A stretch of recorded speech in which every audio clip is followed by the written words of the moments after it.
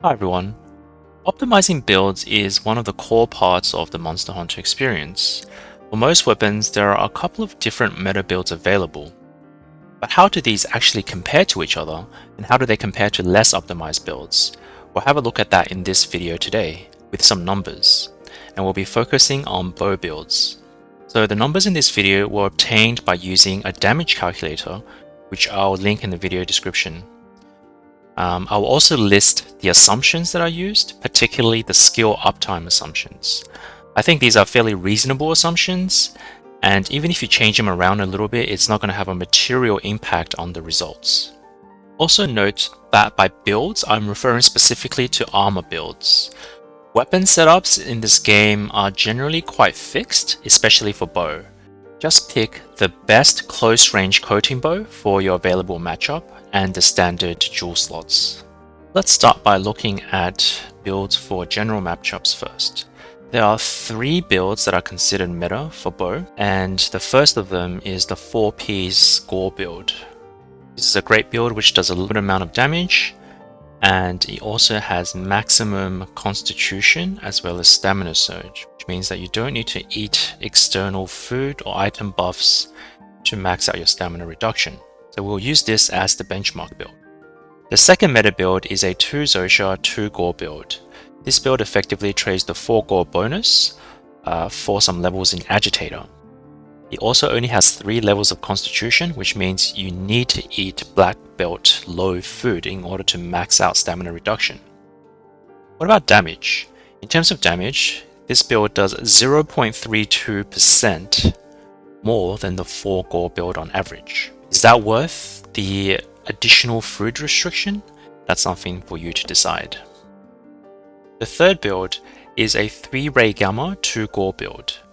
This build has the Rey Gamma bonus as well as the 2-piece gore bonus.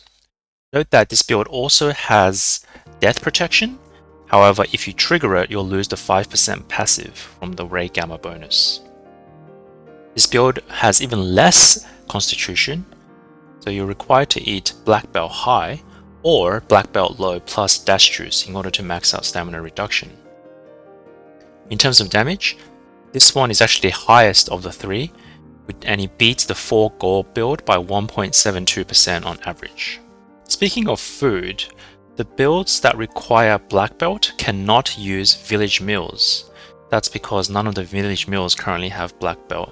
Village meals give 5 attack instead of 2 attack. So if you want to go with that optimization, then only the 4-piece gore build can make use of that. The 4-piece gore build with village meal beats the normal 4-piece gore build by 0.94%.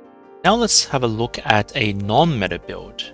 So this is a bit of an arbitrary comfort build that I threw together, which focuses on health regen via the Zoh Shia as well as the Arc field set bonuses. So how does this compare in damage to the meta builds?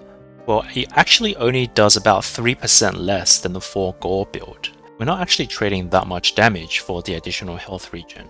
Now let's go one step further and have a look at an extreme case where I use no armor or charms. So just the bow and consumable items. Compared to 4 gore, it does about 21% less damage. So this is obviously quite a significant amount of difference. But given that we actually have no armor skills at all, is this as much as you expected? Note that there are some other relevant builds, such as a latent power build and heroics builds. However, they're quite situational, and I have not included them in this analysis.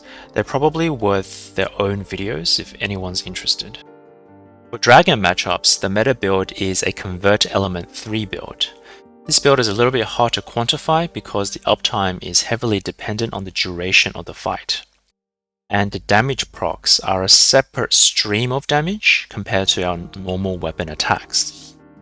For damage procs, to really compare it to one of our conventional builds, we kind of have to average the damage across the HP of the monster.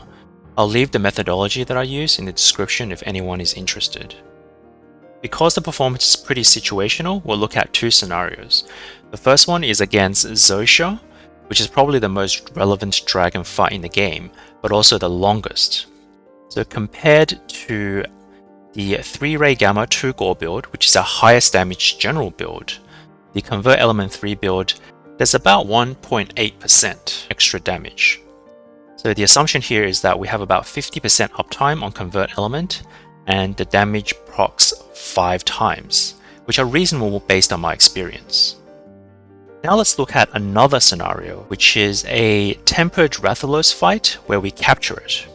In this case, the fight is much shorter, so we can assume 80% Convert Element uptime and still 5 procs. In this case, the Convert Element 3 build beats the 3-Ray Gamma build by a respectable 15% damage.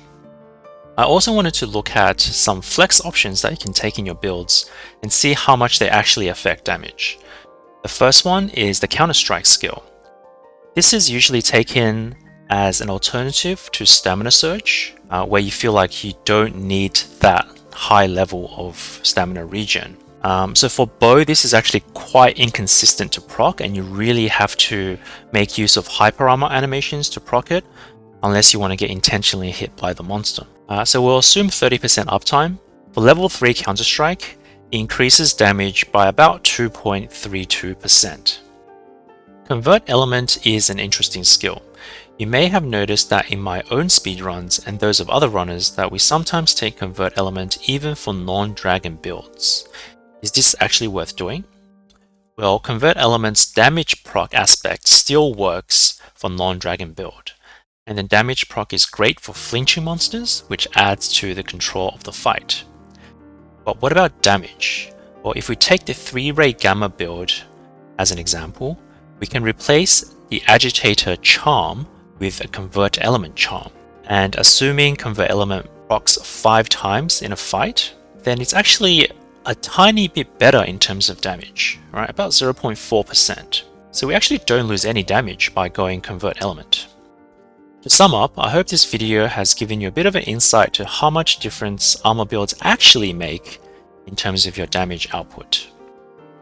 My personal takeaway from all this is that, yes, for speedrunning, obviously pick the highest damage build, but just for general play, it hardly makes a difference in terms of damage what build you pick, as long as it makes some sense, because the differences are so tiny anyway.